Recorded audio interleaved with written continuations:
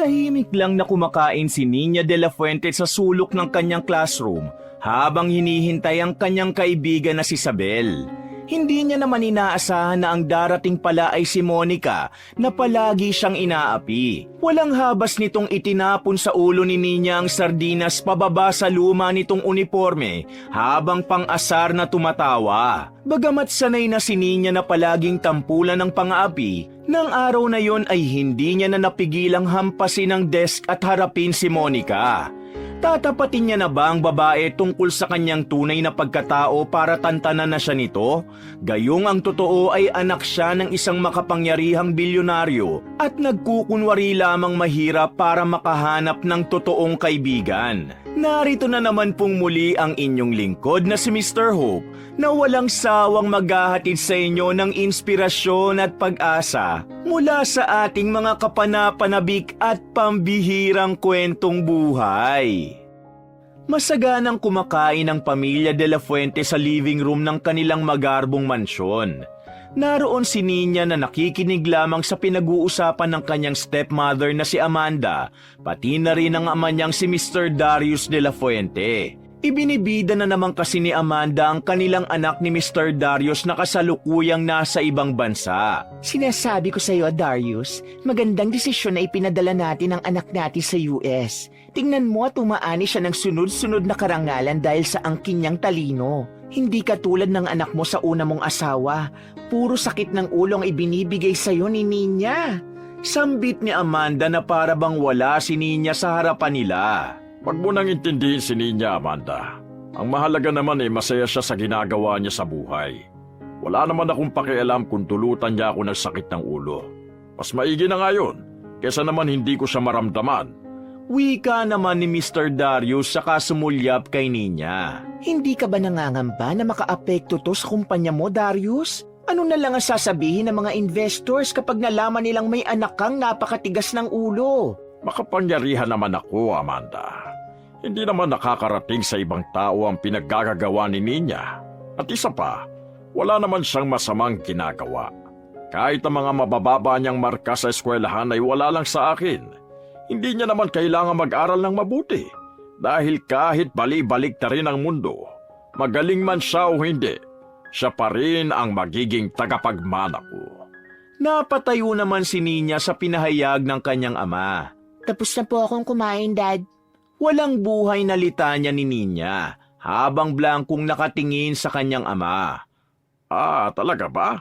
Hindi mo pa nauubos ang pagkain mo. Alis ka na? Yes, Dad. Mahuhuli na ako sa klase. Ganun ba? Tanong ni Mr. Darius sa kabumuntong hininga. Ang almusal kasi ang pinakapaboritong sandali ni Mr. Darius dahil ito lamang ang tanging oras na nakakasama niya ang kanyang anak. Papasok ka na sa school, Nina? Himala yatang gusto mong pumasok na maaga. Komento naman ni Amanda. Hindi naman yun pinansin ni Nina at saka nagmano lamang sa kanyang ama bago umalis. Bit-bit ang bag niya, sumakay na siya sa nakaabang na kotse patungo sa Mendleton Academy. Isa itong prestiyosong paaralan sa lugar nila. Bagamat mamahalin, parang palengke rin ang ingay sa lugar na ito dahil sa mga bulong-bulungan kapag dumadaan si Nina sa hallway. Napapabuntong hininga na lamang siya at imbis na pumasok sa klase ay dumiretso siya sa rooftop. Doon ay nakakalanghap siya ng sariwang hangin at pakiramdam niya doon lamang siya nakakahinga ng maluwag. Ay, finally. Tumahimik din ang mundo ko. Bulong ni Nina saka pumunta sa sulok at inihagis ang bag. Kumuha siya ng libro saka ipinatong yun sa kanyang mukha bago ginawang una ng bag niya. Ngunit ng mga sandaling yun, tumulo ang luha niya. Muli niya kasing naalala ang kanyang yumaong ina. Hindi ko alam kung ano ba talagang gusto ko. Ayoko sa ingay pero kapag tahimik naman ang paligid ko, umiiyak lamang ako. Wika pa ni Nina sa gitna ng paghikbi. Hindi ko na rin alam kung paano uusad. 3 taon ka nang wala, Mama. Pero para bang kahapon lang nang mawalay ka sa akin. Kakayanin ko pa rin bang mabuhay sa mundo kung araw-araw na lamang akong kinakain ng lungkot?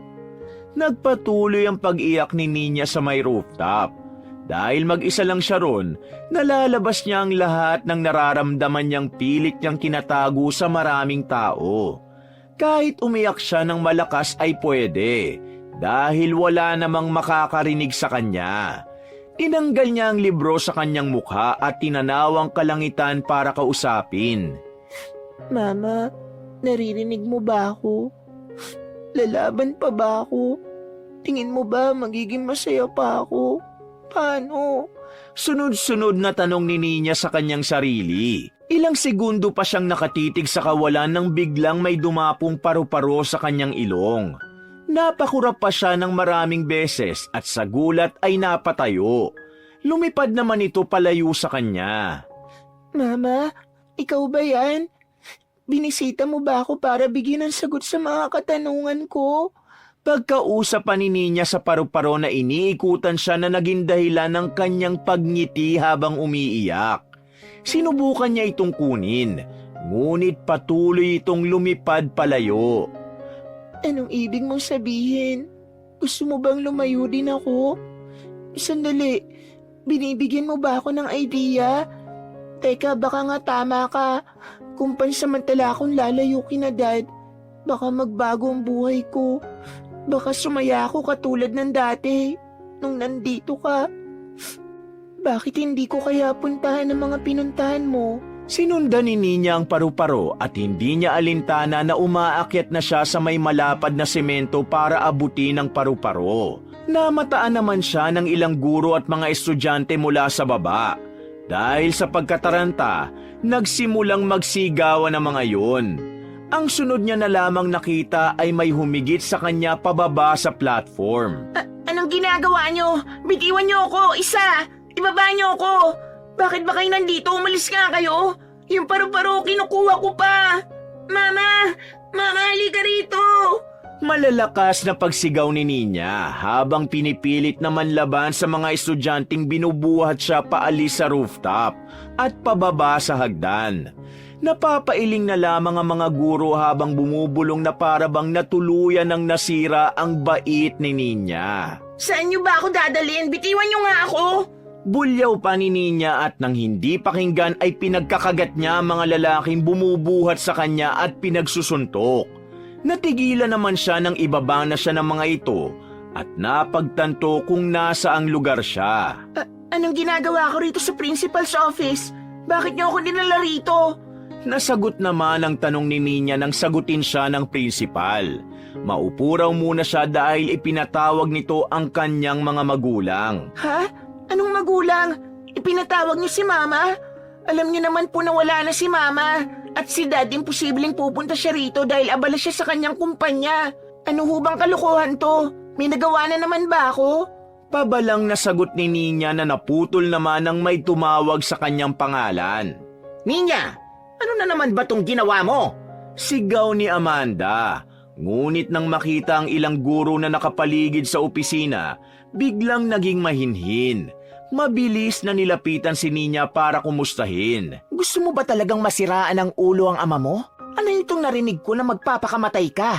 At dito mo pa talaga napiling gawin? Kumunot naman ang noo ni Nina at napatingin sa principal, pati na rin sa mga gurong nakasaksi raw sa ginagawa niya kanina. Napabuga naman si Nina at natawa. Ako? Magpapakamatay? Sandali, pinigilan niyo lang ba ako dahil concern kayo sa akin? O dahil concern kayo sa lugar na to? Dahil ayaw niyong mabahira ng maruming mansyang para lang ito sa gagawin ko? Ninja, tumigil ka na. Hindi ganyan ang tamang pakikipag-usap sa guro. Talagang puro kahihiyan na lamang ay dinudulot mo sa iyong ama. Kailan ka ba magtitino? Bakit hindi mo gayahin ang kapatid mong nasa ibang bansa? Nawala ang ngiti sa mga labi ni Nina at napalitan ng pangingit-ngit ng ngipin. Matalim siyang tumingin kay Amanda. Anong gagayahin ko sa kanya, Amanda? Maging anak ng isang kabit? Malakas na sampal naman ang natamo ni Nina mula kay Amanda. Saksi ang mga guro at principal sa nangyari na kapwa hindi makapaniwala. Anak man mula sa kamalian, sinusubukan namang mamuhay ng tama. Hindi katulad mo na masyadong nagpapaapekto sa matagal nang nangyari at sinisira ang buhay. Akala mo ba matutuwa ang nanay mo sa ginagawa mo? Utang na loob, Ninya. Gumising ka na. Kasi kung ang turing mo sa iyong ina ay isang anghel, sana hindi kanya dinadala at iniimpluwensyang maging pasaway na anak. Lalong humagikgik si Nina sa tinuran sa kanya ni Amanda. Hinawi niya ang kanyang buhok saka pinalakpakan ito. Ang galing mo talaga magpanggap na matalino sa harap ng mga tao. Kaya ka siguro nagustuhan ni Dad. Pero pasensya ka na dahil matagal nang alam ng mga tao rito kung anong klaseng pamilya ang meron ako. Kaya hindi na sila nagtataka kung anumang ginagawa ko. Matigas na wika ni Nina saka nakapamulsang umalis sa principal's office. Naglakad siya sa koridor para pumunta sa parking lot. Naroong naghihintay ang kanyang driver. Sumakay siya sa kotse at pinaandar naman yun hanggang sa ipahinto niya sa isang tindahan. Bumaba si Nina para magtungo sa tapat at bumili ng sigarilyo. Hinihit-hit niya yon habang nakatingin sa kawalan. Nang mapaubo siya dahil sa gulat. May dumapo na naman kasing paru-paro sa dulo ng kanyang ilong. Ngunit sa pagkakataong yon, naging kalmado siya at pinakiramdaman ng pag-alis ng paru-paro. Hinawakan niya ang sigarilyo at ang isang kamay naman ay mabilis na inihawak sa pakpak ng paru-paro kaya matagumpay niya itong nahuli. Akala mo maiisahan mo ko? Hindi ka na makakataas sa akin. Pangalawang beses mo na akong dinadapuan at munti kang patayin. Hindi ka si Mama. Sambit ni Nina, saka ibinagsak sa lupa ang sigarilyo pagkatapos ay tinapakan ito. Kumain din siya ng candy bago muling pumasok sa kotse. Kinuha niya ang libro niya, saka inipit ang kawawang paru-paro. Huli ka ngayon sa akin ka na. Matigas na sambit ni Nina, bago inutusan ng driver na magmaneho na patungo sa sementeryo kung saan naroon ang lapida ng kanyang ina. Kung hindi sa school ay dito siya naglalagi para tumambay. Natutulog siya sa pribadong lupa ng kanyang pamilya katabi ng kanyang ina upang magpalipas ng oras. At nang sumapit nga ang dilim, umalis na siya para umuwi. Sinalubong naman siya ng mga tanong ni Amanda nang makarating siya sa mansyon. At saan ka na naman galing, Nina? Pauwi na ang ama mo. Talaga bang gusto mong maabutan ka niya? Gusto mo bang malaman niya ang nangyari? Imposible namang hindi malaman ni Dad. Kaya huwag ka na umakto na para bang may nanonood pa rin sa'yo. Kahit ang mga maid at butlers dito, walang pakialam sa'yo. Pabalang na sagot ni Nina, saka akmang papanik na sa hagdan nang humarang si Amanda sa daraanan niya. Ilang segundo pa siya nitong tinitigan, bago ngumisi at humalukip-kip. Bakit? Sa tingin mo ba ay may pakialam din ako sa kanila? Dapat kasi, tumalon ka na. Bakit ka pa nagpapigil sa mga yon? Alam naman nating pareho kung gaano mo kagusto na sumunod sa nanay mo, di ba? Gusto mo ba bigyan pa kita ng kutsilyo? Napangiti naman si Nina at saka tumawa ng pagkatamis. Ayan ang gusto ko sa'yo. Kung ganyan mo sana ako kinakausap, sana mas nagiging mababang pag-uusap natin, Amanda. Gustong gusto ko kapag pinapakita mo ang totoo mong ugali. Nagkakaroon ako ng will na lumaban. Kaya nga malimit ko lang ipakita sa'yo dahil ayokong lumaban ka pa. Ang gusto ko, tuluyan ka ng mabura sa mundo para wala ng hadlang para makuha namin ang para sa amin ng anak ko. Yumuko naman bahagya si Nina habang nakapamulsa para tapatan si Amanda at mapaglarong tiningnan. Huwag ka mag-alala dahil wala akong interes sa yaman ni Dad. Sayong-sayo na ang lahat ng pag-aari niya kasi baka lalo kang mabaliw kapag nasilaw na rin ako sa pera na kahit wala akong gawin, sa akin pa rin ang punta ng grasya. Diyan ka nagkakamali dahil gagawin kong lahat para ang anak ko ang maging tagapagmana. Kung gusto mong umalis, susuportahan pa kita. Matagal silang nagkatitigan na para bang kung sino ang unang kumurap ay siya ang talo. Naputol naman ang sagutan nila nang dumating na si Mr. Darius de la Fuente. Nina, ano itong narinig ko na nag-attempt kang tumalon sa school building ninyo? Napangisi si Nina saka bumulong kay Amanda. Paano ba yan? Parang hindi ka niya nakita. Pero huwag ka mag-alala dahil bibigyan kita ng pagkakataong mag-imbento ng kwento. Sirain mo pa ang image ko sa kanya, ha? Tumalikod si Ninya para tuluyan ang umakyat sa kwarto. Pumasok siya at mabilis na inilak ang pinto. Ninya, anak, mag-usap tayo. Nag-aalala ako para sa'yo. Ano na ba nangyayari? Tatawag ako ng doktor. Hindi, ng psychiatrist kung hindi mo talaga kaya magkwento sa akin. Wika ni Mr. Darius sa gitna ng mga pagkatok. Hindi naman yun pinansin ni Ninya. Saka humiga sa kama at hinintay na mapagod ang kanyang ama sa pagkausap sa kanya. Isang malalim na hininga ang pinakawalan ni Ninya habang nakatingala siya sa kisame. Matapos yun ay siya naman ang lumabas ng kwarto upang kumatok sa opisina ni Mr. Darius.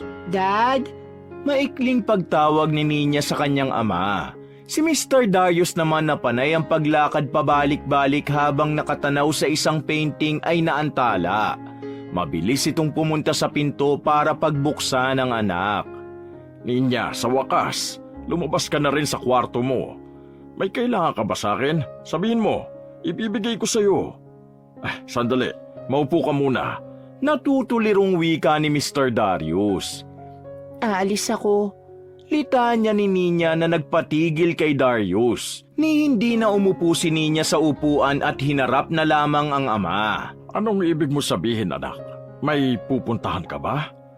Aalis na ako rito sa atin. Ha? Bakit? May problema ba? Gusto kong mamuhay na mag-isa. Ano? Tila ba nang hina si Mr. Darius sa sinambit ng kanyang anak? Para siyang binuhusan ng malamig na alak na kaninang iniinom niya. Bakit? Bakit ka alis dito, Ninya? Ayaw mo ba kay Amanda? Gusto mo ba ibukod ko na lang siya ng bahay? Masyado ka na ba nasasakal? Ngunit imbis na sagutin ni Ninya ang mga tanong na yun, iginiit niya lamang ang kagustuhang umalis. Pwede akong lumayas nang hindi nagpapaalam, pero mas pinili kong humingi ng permiso dahil gusto kong respetuhin ninyo ang desisyon ko. Ito na lang ang naiisip kong paraan para mabuhay. Dahil pakiramdam ko, lalo lang ako nakukulong sa kalungkutan kapag nandito ako. Pagod na ako sa araw-araw, sa pakikipagtalo kay Amanda, sa pagkukunwari na ayos lang ako kahit nasisiraan na ako ng bait. Kung hindi mo ako papayagan, baka matuluyan na ako. Paliwanag ni Ninya na nagpadurog sa puso ni Mr. Darius. Bakit kailangan mong umalis, anak? Gusto mo ba ikaw na lang ang bilhan ko ng bagong tirahan? Kasi madali ko lang yung magagawa. Marami tayong pera. Gusto mo bang lumipat ng bagong school? O kaya naman gusto mo bang pumunta sa ibang bansa? Sige, doon na lang tayong dalawa. Dad, hindi mo ako naiintindihan. Gusto kong mamuhay na mag-isa. Na wala ka, wala ang kahit na sino. Wala ang tulong mo. Dahil kahit ang perang meron ka, hindi kayang tulungan ang kalungkutang meron sa puso ko. At mukhang pareho kami ng problema ni Mama. At ganito rin ang pinagdaanan niya noon. Anak, hindi totoo yan. Ano bang sinasabi mo? Sinubukang lapitan ni Mr. Darius si Ninya. Ngunit humakbang lang ito palayo. Lalong nararamdaman ang malaking pagkatalo dahil napagtatanto na parang wala siyang silbi sa kanyang asawa noon, pati na sa kanyang anak ngayon. Pakiusap, Dad. Ito ang una't huling pabor na hihingin ko sa'yo. Hayaan mo lang ako.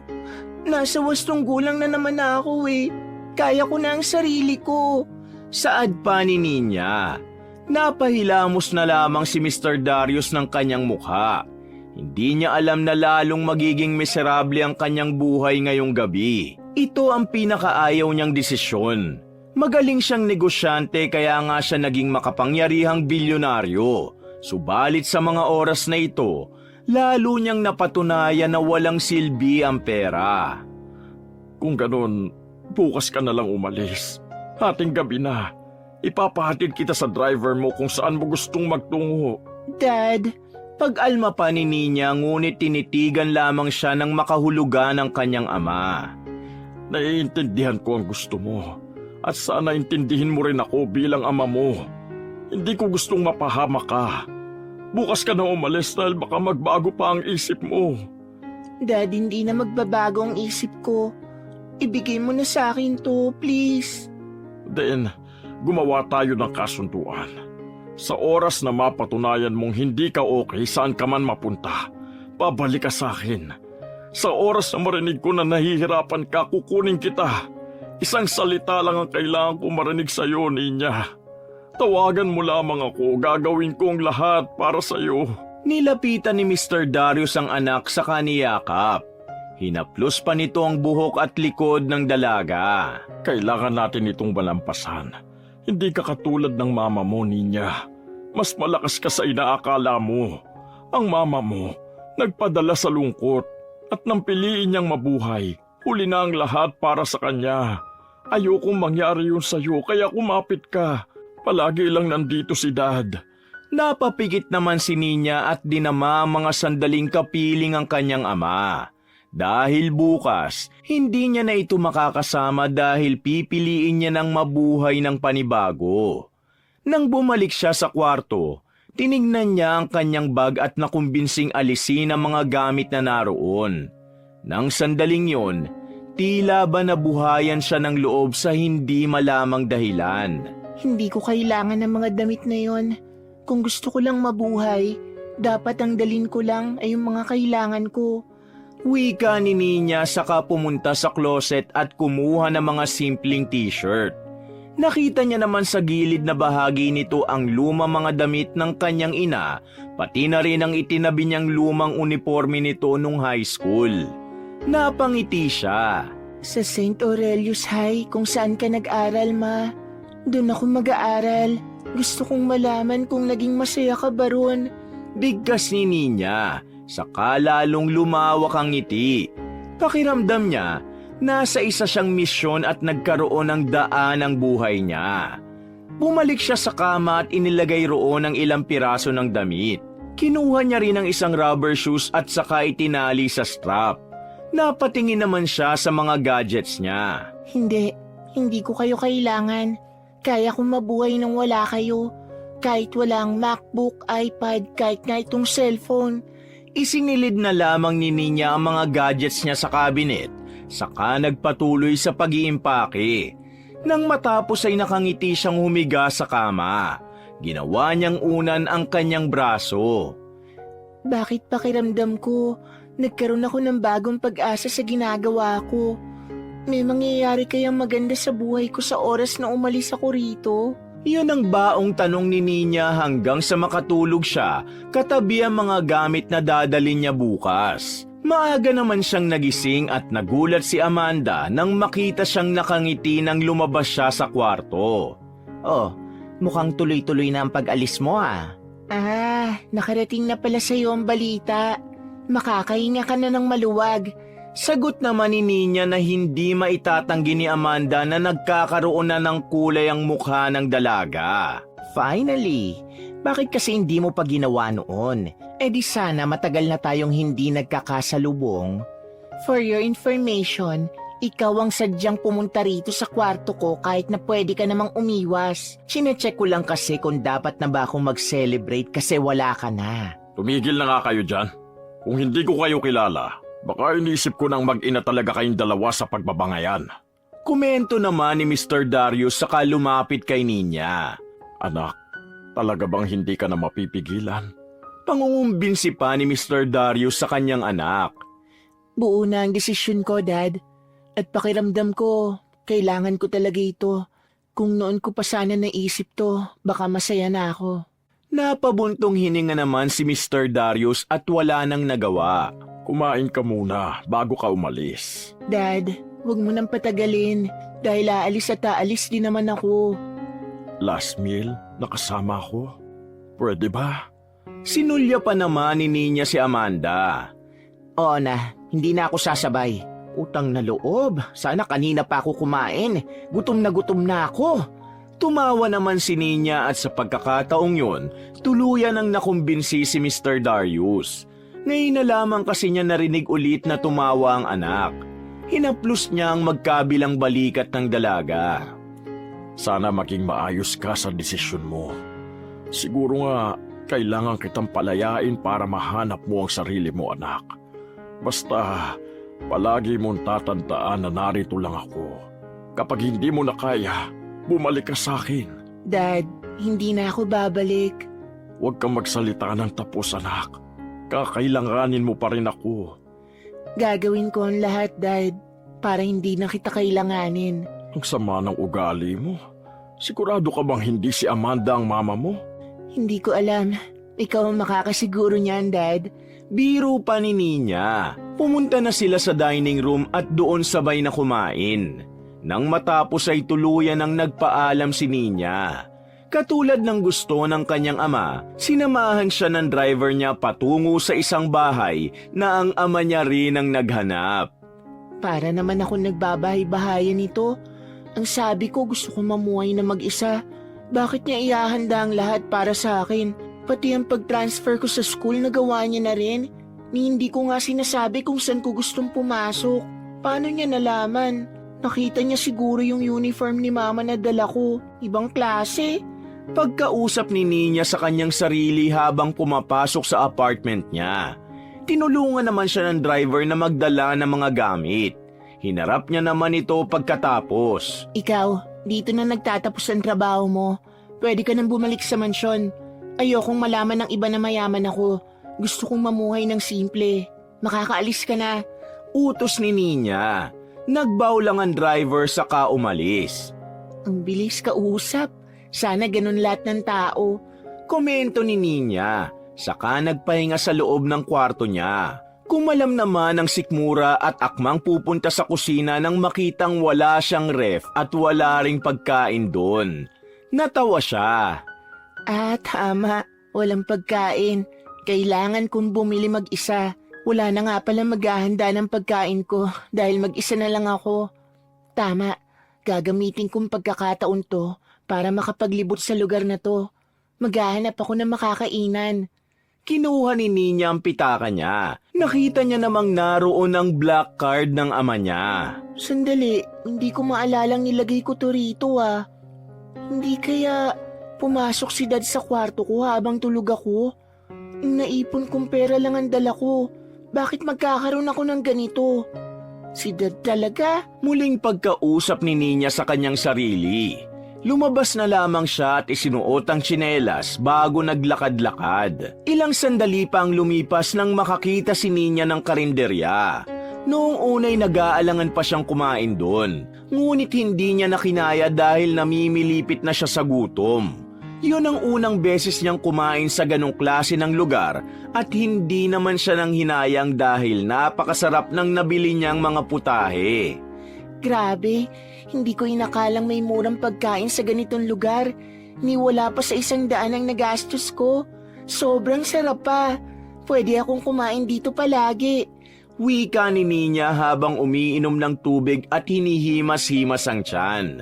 Nang makapagpahinga sandali, naisipan niyang muli na maglakad-lakad at napanganga siya nang matanaw sa di kalayuan ang St. Aurelius High. Ang school kung saan nag-aral si Mama noon. Malapit lang pala talaga rito. Hindi ako mahihirapan kahit lakarin ko lang. Ang galing naman. Sandali, hinanapan siguro talaga ako ni Dad ng bahay na malapit lang sa kainan at sa eskwelahan. Hindi pala to swerte. Dahil makapangyarihan lang talaga si Dad at mapera. Naantala naman ang pagsasalita ni Ninya mag-isa nang makita ang ilang grupo ng mga kabataang lumalabas mula roon. Ha? Uwian na agad nila? Tanong ni Ninya, saka napatingin sa kanyang relo. Lunch break pala. Ibig sabihin pwedeng lumabas kapag tanghali. Eh di, hindi ko na kailangan magbaon ng pagkain kasi doon na lang ako kakain sa kinainan ko kanina. Hoy Isabel, akin na nga ang baon mo, tatakasan mo pa ako ha? Napalingon si Ninya sa isang babaeng may maikli ang buhok. Kusang kumunot ang kanyang noo nang makitang hinila ng babaeng yun ang buhok ng tinutukoy nitong si Isabel. Sandali Monica, bitiwan mo ako, ano ba? Pag-alma ng babaeng nagngangalang Isabel habang pilit na inaagaw ang lunchbox niya mula kay Monica. At bakit ko naman gagawin yon ha? Akala mo siguro hindi kita mapapansin no? Bakit? Saan mo bala kumain? Hindi ba't may usapan na tayo na sa akin ang lunchbox mo araw-araw? Eh hindi mo naman kinakain, tinatapon mo lang Monica. Ayos lang sana kung napapakinabangan, pero sinasayang mo ang pagkain niluluto sa akin ng nanay ko. At saka, marami ka namang pera, hindi ba? Mayaman ka. Bakit kailangan mo pang kunin ang baon ko? Gayong libo-libo naman ang baon mong pera. Malakas na sampal naman ang natanggap ni Isabel mula kay Monica. Dahilan para mapasalampak ito sa lupa. Nakuha naman ni Monica ng tuluyan ng lunchbox ni Isabel. Walang awa itong binuksan at tinapon sa harap niya. Tigilan mo yan, sabi. Ano ba? Pagkain ko yan. Iyan ang dapat sa'yo. Wala kang galang. Kung sigawan mo ko, parang nakalimutan mo na kung sino ko ha. Kung ako sa'yo, huwag ka nang lalaban dahil kahit ano man mangyari, makukuha ko pa rin ang gusto ko. Matigas na sambit ni Monica saka ibinato kay Isabel ang lunchbox nito. Hinawi ni Monica ang buhok habang inaapakan ng pagkaing nasa lupa na. Dinurog-durog kaya napapikit na lamang si Isabel habang nakikita yun. Sa susunod, ilagay mo na ng kusa sa desk ko para hindi ka na masaktan kasi baka hindi na lang sampal ang mata mo mula sa akin. Pagbabanta pa ni Monica, saka dinuraan ng babae bago umalis. Si Isabel naman ay umiiyak habang pinupulot ang pagkain at ibinabalik sa lalagyan. Kakainin mo pa yan? Tanong ni Nina. Tumunghay naman sa kanya si Isabel, ngunit hindi siya nito pinansin at nagpatuloy lang sa ginagawa. Mabilis niyang inayos ang sarili at pinunasan ng dura ni Monica. Akmang aalis na ito nang harangin ni Nina. Halika, ililibre na lang kita ng pagkain. Sumama ka sa akin. Hindi ko kailangan ng tulong mo. Matigas na wika ni Isabel habang nakatingin ng masama kay Nina. At bakit naman hindi? Kakainin mo pa nga yan? Madumi na yan. Tinapakan na ng babaeng yun. So nakita mo ang nangyari pero hindi mo ako tinulungan? Sa bagay, sino nga ba naman ako? Hindi pa ako sanay na kahit na makita ako ng ibang tao, hinahayaan lang nila ako masaktan kaysa madamay. Palibasa, napapaligiran ako ng mga taong mayayaman na pera lang ang maipagmamalaki dahil walang laman ng puso. Hindi na nakasagot pabalik si Nina nang banggain ng babae ang balikat niya. Napanganga na lamang siya. Oh, hindi ko inaasahan ng isang yun. Hindi pa ba pagtulong ang inalok ko? Ililibre ko na nga siya, ayaw pa niya. Gusto niya ba makipagbalagbagan pa ako dun sa tinawag niyang Monicang yun? Hay, hindi ko naman siguro yun kaklase. Subalit doon nagkamali si Nina. Nang pumasok na siya sa eskwela at mahanap niya ang classroom niya sa St. Aurelius High, nahagip ng mata niya si Isabel na abala sa paglilinis at pagbubura ng sulat sa pisara. Siya naman ay nagtago mula sa labas ng pintuan at hinintay na may dumating na guro. Hello, ikaw ba si Nina de la Fuente?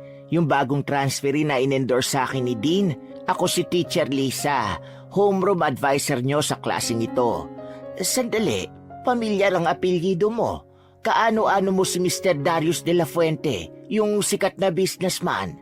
Napakamot si Nina sa kanyang batok habang nag-iisip ng isasagot sa guro.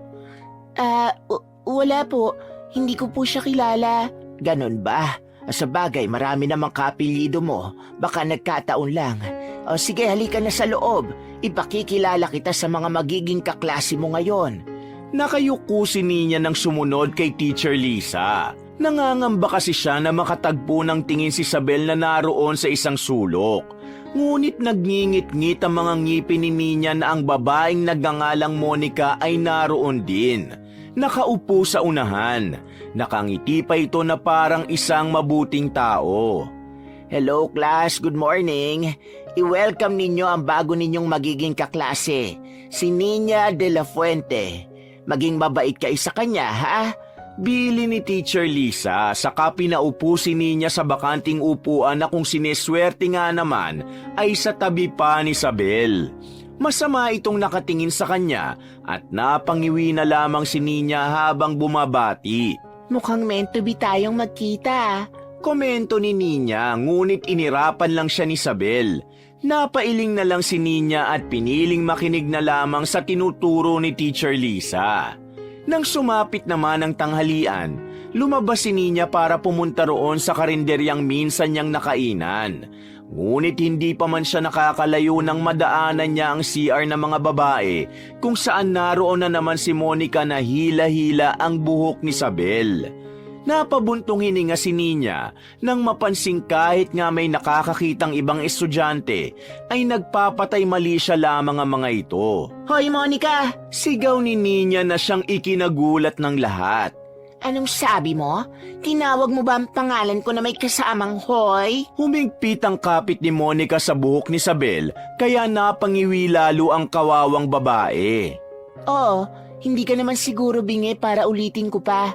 Bitiwan mo ang babaeng yan. Pinapatawag ka ni Teacher Lisa sa office niya. Pagsisinungaling ni Nina. Ano? At bakit naman ako ipapatawag ng teacher na yon? Bakit mo sa akin tinatanong? Puntahan mo kaya siya? Naningkit ang mga mata ni Monica at wala nang nagawa kung hindi ang bitiwan ng buhok ni Isabel. Maswerte ka ngayon, Sabel. Matigas na wika ni Monica bago umalis. Si Isabel naman ay napakagat na lamang sa labi habang nanginginig ang kamay na nakayakap sa lunchbox. Iyayakapin mo na lang ba yan o kakainin? Sige ka, baka bumalik agad si Monica at kunin ulit yan sa'yo. Bakit naman siya babalik agad dito? Sandali, huwag mo sabihin nagsinungaling ka lang sa kanya. Hindi ba siya pinatatawag talaga ni Teacher Lisa? Nagkibit balikat na lamang si Nina saka nakapamulsang naglakad. Sandali, saan ka pupunta? Sasama ako sa'yo. Nababahalang sigaw ni Isabel saka kumapit sa braso ni Nina. Nagulat pa si Nina sa lamig ng kamay ni Isabel. Nang magkatingin na naman sila, nakita niya kung gaanong natatakot ang babae kaya hinayaan na lamang niya itong sumama. Doon sa karinderya, pumwesto sila sa sulok para kumain. Binigyan din ni Nina ng ulam si Isabel. Teka, may ulam ako. Wala akong pambayad dyan. Hindi naman kita sinisingil eh. Bakit? Mayaman ka ba? Marami ka bang pera para hindi magpabayad? Katulad ka rin ba ni Monica? Natawa naman si Nina at umiling sa kamaangas na sumubo ng pagkain. Napapikit pa sa sarap sa ulam na kilawin. Bakit hindi mo sagutin ang tanong ko? Hindi ka ba natatakot sa kanya kaya nagawa mo siyang labanan kanina? Sinagot-sagot mo pa siya. Hindi mo ba alam na politiko ang tatay niya? Anong pakialam ko? Tanong pabalik ni Nina saka iminulat ang mga mata bago muling sumubo ng pagkain. Mataas ang posisyon ng papa ni Monica sa gobyerno, kaya nga hindi lahat kayang kalabanin ng pamilya niya. Kaya nagpapakaya-kaya ka lang sa kanya. Hinahayaan mong walang hiyain niya ang pagkain niluluto sa'yo ng nanay mo? Kaya mo naman siguro siyang pagsungitan katulad nung ginawa mo sa akin. Kaya mo rin siyang sapakin o sabunutan. Bakit naghihintay ka pa ng tulong ng iba? Napayuko naman si Isabel at napakagad sa labi habang pinagmamasdan ng pagkain niyang kanin at piniritong itlog lang. Kung kahapon ay scrambled egg na may sibuyas, ngayon naman kamatis ang nakahalo sa itlog na ulam niya. Araw-araw pagpasok niya sa eskwelahan, inihahanda ng kanyang ina ang baon niya para sa tanghalian dahil wala itong maibibigay sa kanyang pera. Yun na lamang para hindi magutom si Isabel. Ngunit kinukuha pa ni Monica. Katulad ng nakikita mo, mahirap lang kami. Nahihiyang sambit ni Isabel. Ano, kapag mahirap ba pinagbabawalan ng lumaban? May bibig ka naman para humingi ng tulong. Hindi nga ako tinutulungan eh. Ikaw pa lang ang tumulong sa akin. Wala akong lakas na lumaban dahil kapag ginawa ko yun, pwedeng madamay ang pamilya ko. Makapangyarihan ang pamilya ni Monica. Pwede niyang sirain ang buhay ko at ang buhay ng mga taong nakapaligid sa akin. Pati nga ikaw eh, pwedeng idamay niya na rin kapag nalaman niyang niloko mo siya. Yun naman ang gusto mo, di ba? Kaya ka nainis sa akin kahapon. Gusto mong madamay din ako. Napasinghap si Isabel at napatitig sa maangas na mukha ni Nina. Hindi totoo yan. Nainis lang ako kasi akala ko pinagmamayabang mo sa akin ang pera mo. May mga nagtangka na rin sa aking tumulong noon. Pero sa huli, naging mas masahol pa kay Monica. Ginagamit ang pera para paglaruan ako. Pinagsasamantalahan ng kahirapan ko. Hindi ko nga inaasahan na sa pagkakataong to, Tutulungan mo na ako. Kahit na parang mas lalo ako mapapahamak, natutuwa ako kasi nakahanap ako ng kakampi. Ngayon lang may sumabay sa akin sa pagkain. Tumulo ang luha sa pisngi ni Isabel. Napailing naman si Nina at saka binigyan ng tisyo ang dalaga. Huwag kang umiyak dito. Baka isipin nila ako nang aapi sa'yo. Hayaan mo. Babawi din ako sa'yo, Ninya. Kung kailangan mo ng kaibigan, pwede ako. Tutulungan din kita sa mga assignments kasi kung hindi mo na itatanong, matalino naman ako. Ganun ba? Sakto. Tamad ako mag-aral eh. Natuwa naman si Isabel sa isinagot sa kanya ni Nina. Nang matapos silang kumain, bumalik na sila sa St. Aurelius High. Hoy, Ninya! Napakasinungaling mo? Hindi naman ako hinahanap ni Teacher Lisa. Pagsugod ni Monica na para bang kanina pa inaabangan ang pagbalik ni Nina. Hindi ba? Sorry, akala ko lang pala. Maangas na naglakad si Nina pabalik sa upuan niya. Si Monica naman ay lalong nayamot nang makita si Isabel na sumunod kay Nina. Ikaw, saan ka pumunta ha? Kanina pa kita hinahanap. Talagang hindi ka na natatakot sa akin, no? Bakit? Kaibigan mo na ba tong bagong salta na to? Magkasama ba kayo kanina? Sandali, kaya ba sinabi ni Nina na pinatatawag ako ni Teacher Lisa para iligtas ka? Hindi ko alam na mahina pala ang ulo mo, Monica. Pangaasar na litanya naman ni Nina, kaya muling nabaling sa kanya ang atensyon ni Monica. Anong sabi mo? Pinagtatawanan mo ba ako? Baka hindi mo ako nakikilala, ha? Government official ang daddy ko, kaya matuto kang gumalang. Malaki ang itinutulong niya sa school na to, kaya baka mainis ako sa'yo at ipatanggal kita rito. Mukha ba ako may pakialam sa'yo? Mabuti pa lumayo ka sa akin dahil naaamoy ko ang acid reflux mo. Parang hindi ka pa kumakain, kakahintay sa amin. Pambabara ni Nina na ikinagulat din ng lahat ng mga kaklase nila. Kahit si Isabel ay hindi makapaniwala na may kagaspangan ng ugali rin ng bago niyang kaibigan. Sa kabila nun, lalo siyang humahanga. Anong, talaga bang iniinis mo ko? Sino ka ba para makapagsalita ng ganyan sa akin? Halata namang wala kang binatbat. Tingnan mo nga yung uniform mo, naninilaw na. Ano, lalaban ka? Gusto mo yata makatikim ng isa sa akin, ano? At manghihilay na ni Monica ang buhok ni Nina nang biglang magbel. Kasunod ay ang pagdating ni Teacher Lisa. Monica, pinatatawag ka sa director's office. Dumating ang papa mo, tinahanap ka. Pinaglololoko niyo ba ako? Naiinis na wika ni Monica dahil masyado nang nayamot sa nangyayari. Nanggigigil ang kamay niya dahil ilang beses nang naaantala sa gustong gawin. Hindi pa tayo tapos, Ninya. Sabi pa ni Monica habang nakatingin ng masama kay Nina na mapang-asar lang na nakangisi. Napapadila na lang si Nina dahil nakahanap siya ng katunggali na siyang palagi niya ring ginagawa kay Amanda noon. Ngunit ngayon lang may thrill.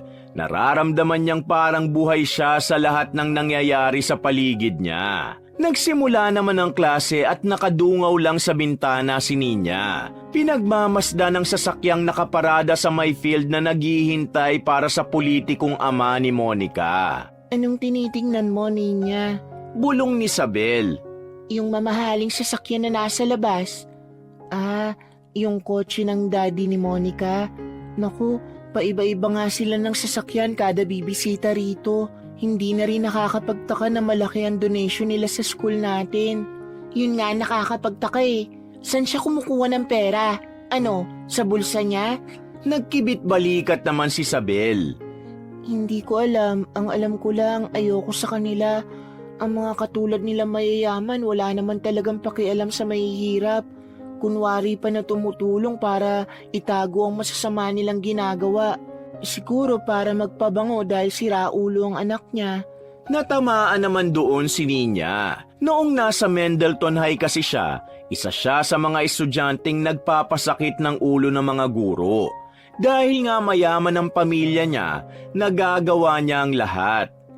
Baka may pinagdadaanan si Monica. Tanong ni Nina na nagpatawa kay Isabel. Anong klaseng tanong yan, Ninya? Kinakampihan mo ba ang babaeng yon? Ang mga katulad niya mayayaman wala nang pinagdadaanan sa mundo. Marami na silang pera. Ano pang po problemahin nila? Kaya kahit kailan hindi na rin ako makikipagkaibigan sa mga kagaya nila. Alam ko na ang hangganan ko. Imposible talagang magkaroon ng iisang mundo mayayaman at mahihirap. Dahil kapag naging malapit sila sa'yo, magiging malaking banta sila sa buhay mo.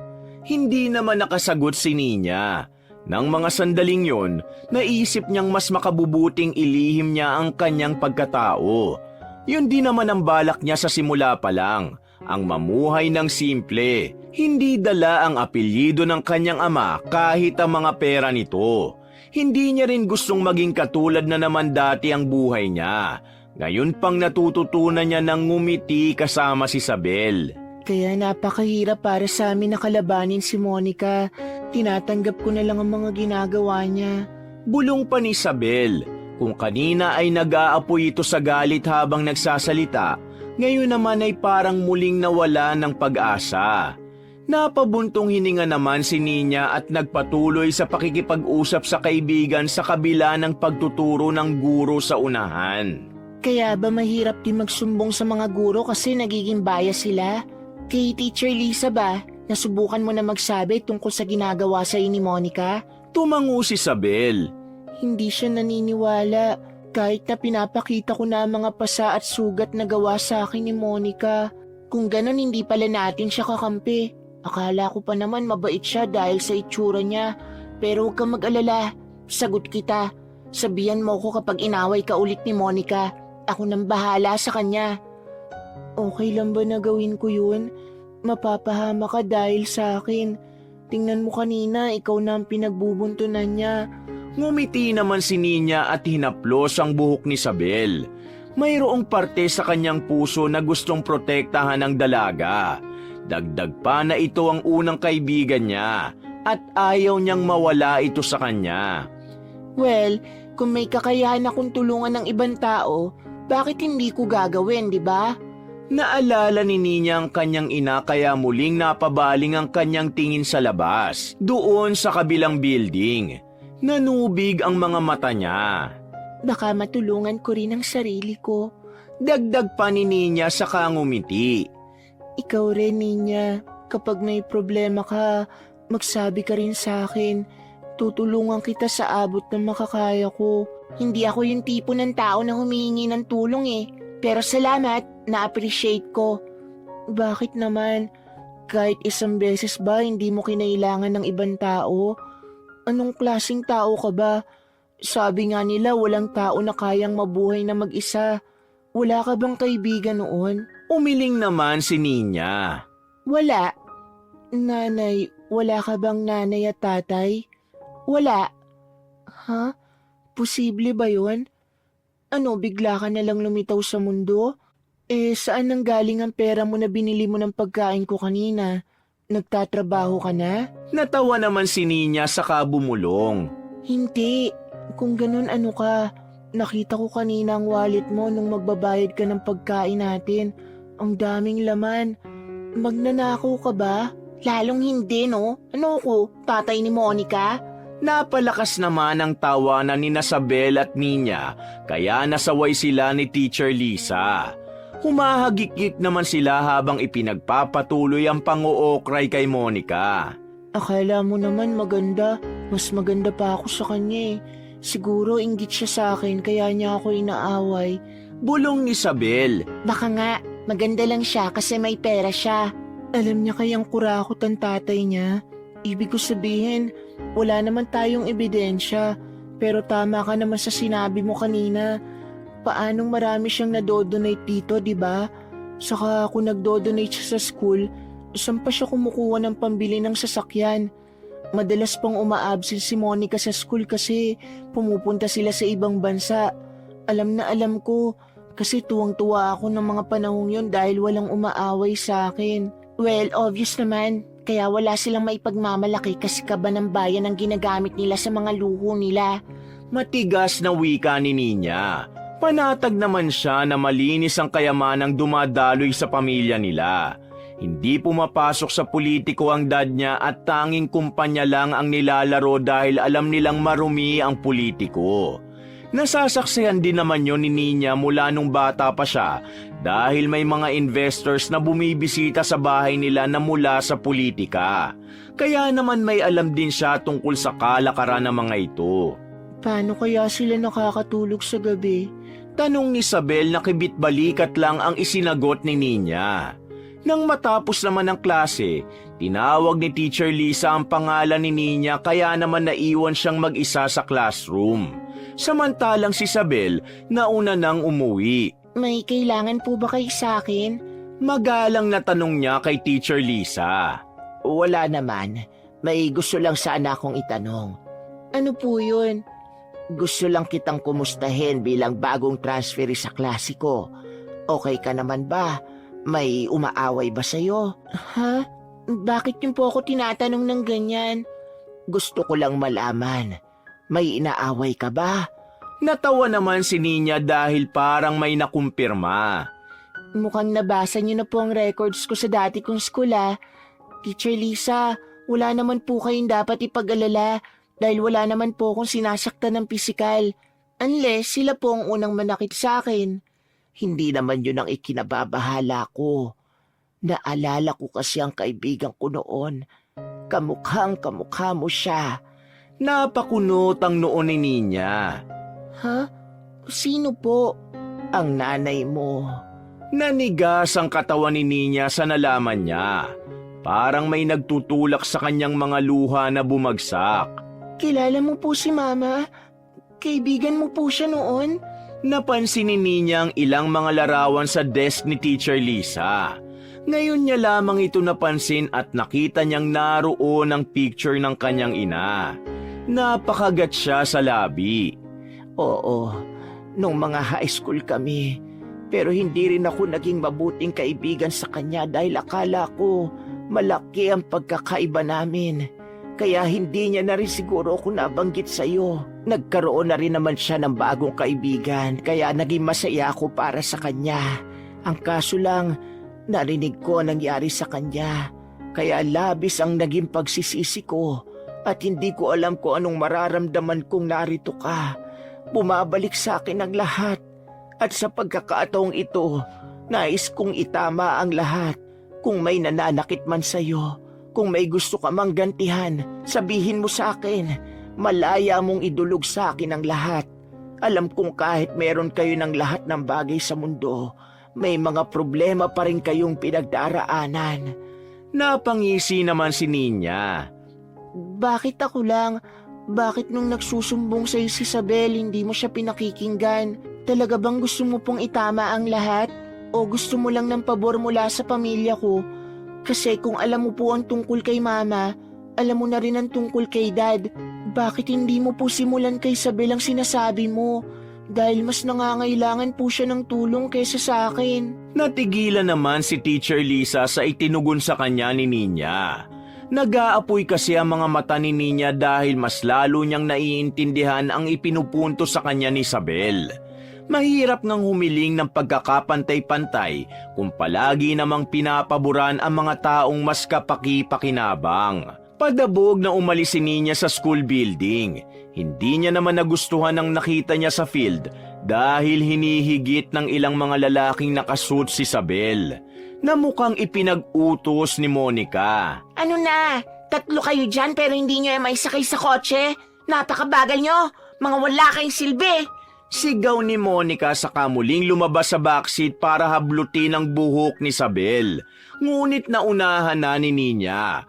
Kinapitan ni Nina ang kamay ni Isabel sa kahinila palayo. Takbo, Isabel! Matuli na tumakbo si Nina para itakas si Isabel mula sa mga kampo ni Monica. Saan tayo pupunta, Nina? Kahit saan, kaya bilisan mo. Nahahabol na nila tayo. May sasakyan sila. Nauubusan na ako ng hininga, Nina. Napalingalinga si Nina at nang may makitang eskinita, sumuot sila roon. Nagtago muna sila sa isang sulok at nang masigurong hindi na nakasunod sina Monica, nakahinga na sila ng maluwag. Ano bang nangyari? Bakit ka kinukuha ng mga yun? Nag-aalalang tanong ni Nina. Dahil tinakasan ko raw siya kaninang tanghali. Hindi ko alam ang binabalak niya. Kaya sinusubukan kong pumalag pero galit na galit siya. Mukhang hindi na talaga mapipigilan ng isang yon.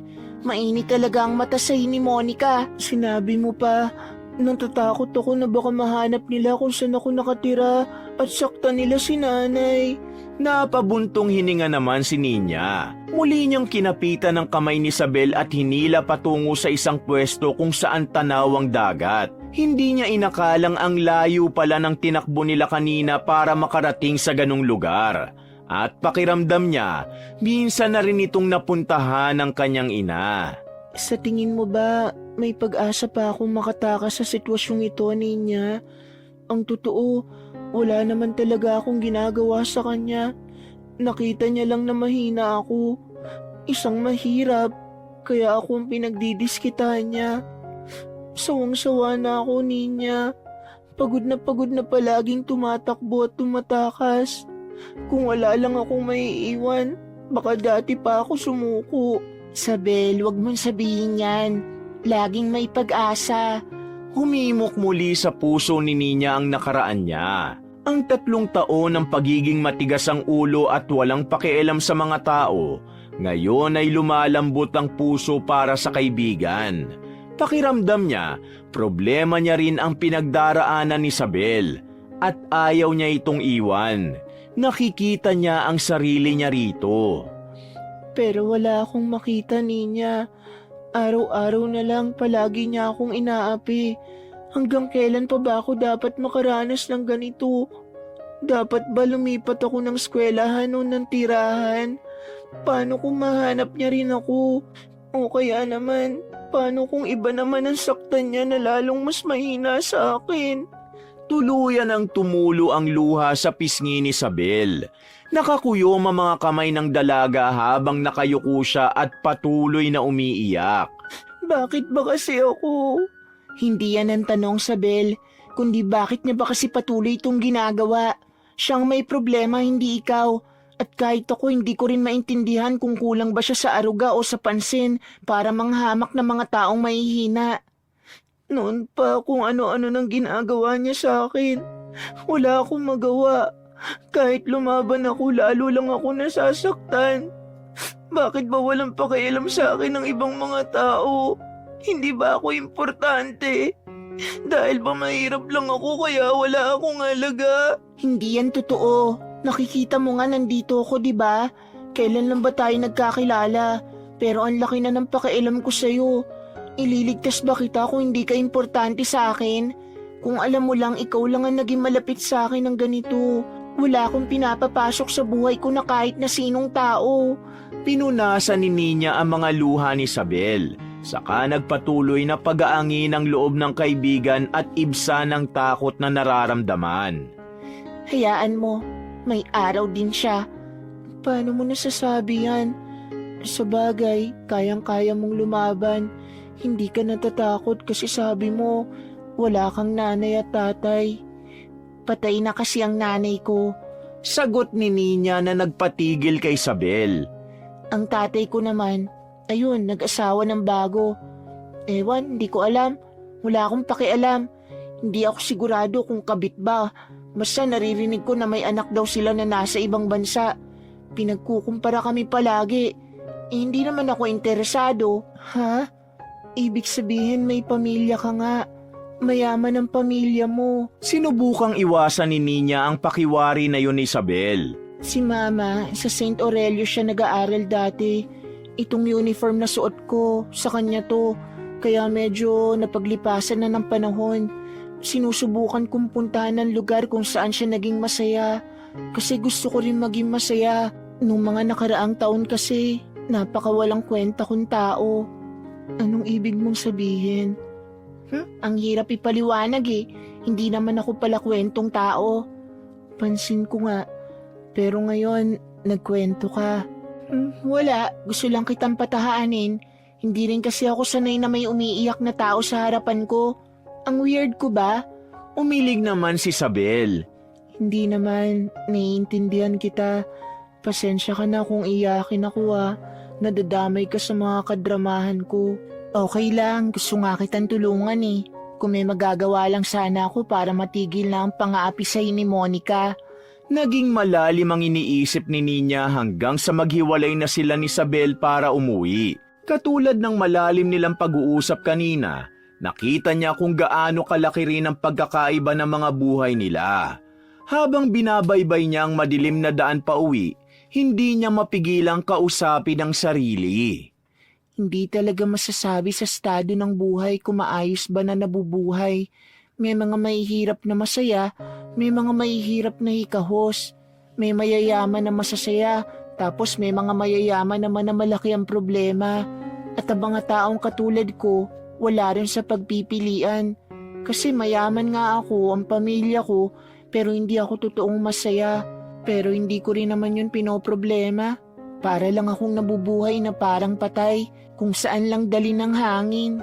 Tinanaw ni Nina ang buwan, maging ang mga bituin na kumikislap sa kalangitan. Ma, bakit ang gulo ng buhay ko? Hindi mo man lang ako tinuruan bago ka umalis. Hindi ko mahanap ang purpose ko. Ganito ba talaga ang isang mayaman kapag meron na ng lahat ng bagay? Wala nang pakialam sa iba? Sinubukan ko naman maging simple. Ni wala nga akong luho. Ni gumastos ng kung ano-ano na madalas ikinatutuwa ng iba. Hindi ko naman magawa kasi hindi masaya para sa akin. Paano ba ako sasaya? Akala ko magiging totoong masaya ako rito. Pero parang mas lalong ipinamumukha sa akin na malungkot ang buhay. May nakasalubong si Nina ng mga batang yagit. Nagtatawanan ng mga ito. Binati pa siya at tinanong kung bakit umiiyak. Umiling lamang siya at nang malagpasan ng mga yon ay lalong napaluha. Bakit sila masaya kahit walang kahit na ano? Bakit akong meron ng lahat, hindi magawang makontento? At kahit na isang makakaintindi sa akin, kahit ikaw, hindi mo rin naintindihan, hindi ba? Kaya ka nandyan? Bakit may ipinanganak na mayaman? Bakit may ipinapanganak na mahirap? Hindi ba pwedeng pantay-pantay na lang lahat? Tapos masaya na lang tayo? Bakit may sakim sa kapangyarihan? Bakit may mga taong naaapi? Hindi ba pwedeng magmahalan na lang tayo? At bakit may namamatay? Bakit may nagkakasakit? Hindi ba pwedeng mabuhay na lang tayo hanggat gusto natin? Patuloy na umiyak si Nina. Ngunit kahit isa sa mga tanong niya ay walang naging sagot. Sinubukan niyang pakalmahin ang sarili bago umuwi ng bahay. At nagulat naman siya nang may makitang nakaparadang kotse sa labas. Amanda, anong ginagawa mo rito? Nakakunot noong tanong ni Nina. Pinunasan niya ang pisngi niya nang mapansing nakita yon ni Amanda. Umiwas pa siya ng tingin. Well, kinukumusta lang naman kita. Dinalan din kita ng mga grocery. Bakit naman? Para saan? May pera naman ako. Sandali, sinisiguro mo ba talaga na hindi ako makakabalik? Huwag ka mag-alala dahil wala naman akong balak. Mabuti naman kung ganon. Dahil minsan naiisip ko na sana ikaw na lang ninyang nasa Amerika at hindi ang anak ko. Siguradong hindi niya sasayangin ang oportunidad na sinasayang mo ngayon. Napakaswerte mo dahil nagmula ka sa mayamang pamilya. Pero sa bagay, gano'n naman talaga ang buhay. Inaasam mo ang mga bagay na wala sa'yo. At least yung inaasam mo, posibleng dumating. Yung sa akin, hindi na kahit kailan. Kung nabibili nga lang sana ng pera ang buhay ng tao, masaya na ako. Binuksan ni Nina ang pinto. Sumunod naman sa kanya si Amanda na pumasok ng nakapaa, saka inilapag ang mga bag ng grocery. 2 o 3 araw pa lang akong wala sa bahay.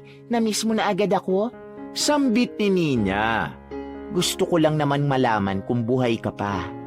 Nakikita mo naman, kaya makakaalis ka na. Buhay ka nga lang ba talaga? Tanong na nagpatigil kay Nina.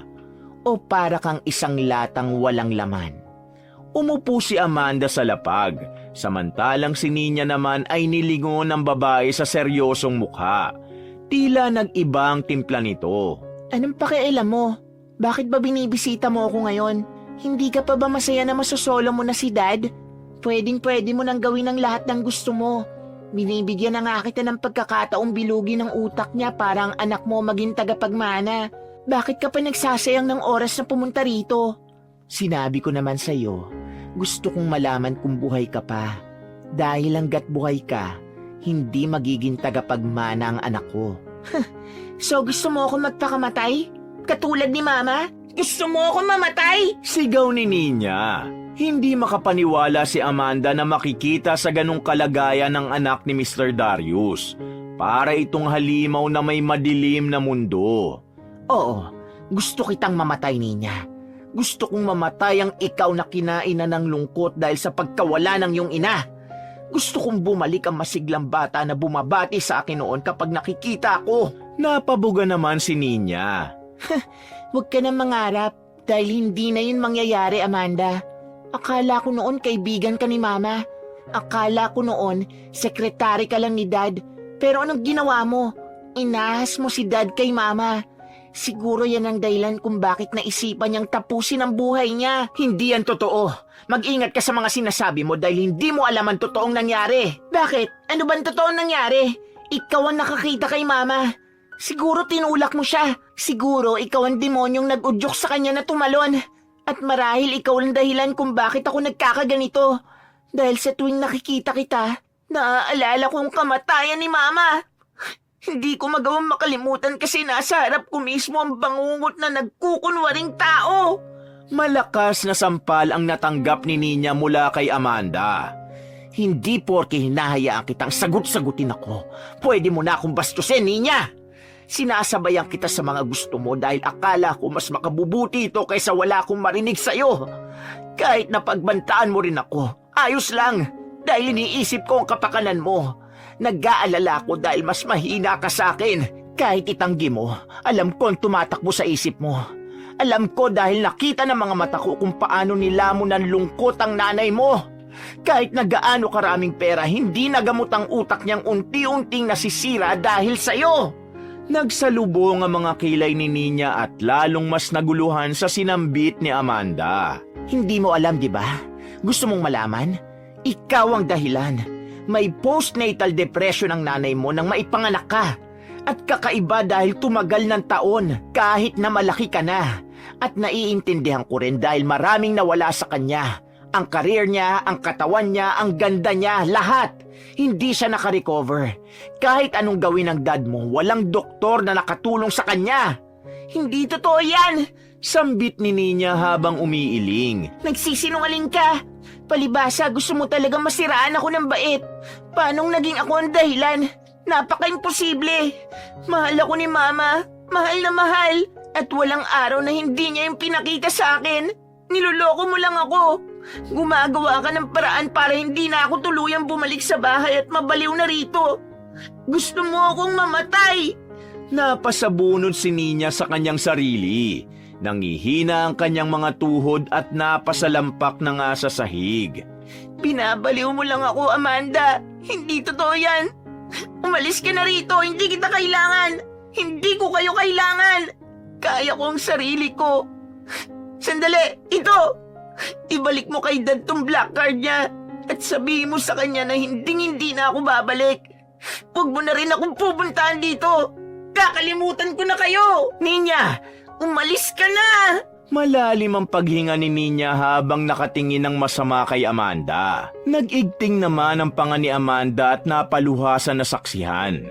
Sinubukan niyang hawakan si Nina, ngunit umalma lang ito. Ano pang hinihintay mo? Umalis ka na! Ikaw na ang nanalo sa ating dalawa! Wala nang nagawa si Amanda kung hindi ang umalis. Nangangatog ang mga tuhod niya habang bumabalik sa sasakyan. Doon sa loob, hindi niya na napigilang humagulgol. Inabutan naman siya ng tisyo ng kanyang driver. Wala talagang makakaalam ng tunay na nararamdaman ng isang tao. Kahit ang mayamang tao hindi makakatakas sa kalungkutan. At ang masakit, parang mas malala pa yata ang pinagdaraanan nila kung titimbangin. Parang si Darius, gabi-gabi alam kong umiiyak siya para sa kanyang asawa noon. At ngayon naman para rin sa kanyang anak. At nasasaksihan ko yung lahat. Napakapit si Amanda sa kanyang dibdib. Ninais niya lang namang malaman ang totoong saloobin ni Nina. Ang bagay na pilit nitong kinikimkim. Ngunit hindi niya inaasahan na mas masahol pa pala ang makikita niya kumpara sa nasaksihan niya noon sa ina ni Ninya. Samantala si Ninya naman ay patuloy na humahagulgol habang nakayuko sa kama. Umuusal ng mga tanong sa Panginoon kung bakit siya ang dahilan ng kamatayan ng kanyang ina. Hindi yun totoo. Sinungaling si Amanda. Paraan niya lang ito para masiraan ako ng ulo. Kailangan kong lumaban. Hindi ako dapat magpadala sa mga demonyo. Gusto ko pang mabuhay. Sa labis na pag-iyak ay hindi niya na namalayang nakatulog na siya. Nagising na lamang siya na magulo ang buong kwarto. Nagsalubong ang mga kilay ni Ninya habang ipinapasada ang mga mata sa paligid. Anong nangyari sa bahay ko? Bakit nagkalat ang mga gamit ko? Sandali, kaninong panyo ito? Tama ba ang kutob ko? Agad na naalarma si Ninya at bumangon para pumunta sa closet niya. Maging doon ay gulo-gulo ang lahat. At nang buklatin niya ang bag niya, napasalampak na lang siya sa sahig. Nasaan ang mga pera ko? Bakit walang natira dito? Ninakawan ba ako? Hindi, imposible. Si Amanda ba may gawa nito? Napakawalang hiya niya talaga. Hindi siya marunong lumaban ng patas. Pinatulog niya ba ako bago kunin ang pera ko? Paano na ako nito? Wala akong cellphone para matawagan si Dad. Isinoli ko pa naman ang black card sa walang iyang babaeng yun. Sinubukan pakalmahin ni Ninya ang sarili. Ngunit hanggang sa makapasok siya sa klase, iniisip niya kung paano niya mairaraos ang araw. Kumakalampa ang sikmura niya. Wala siyang perang pambili ng pagkain. Nagkaroon naman siya ng pag-asa nang makita si Sabel. Sabel, narito ka na pala. Kumain ka na ba?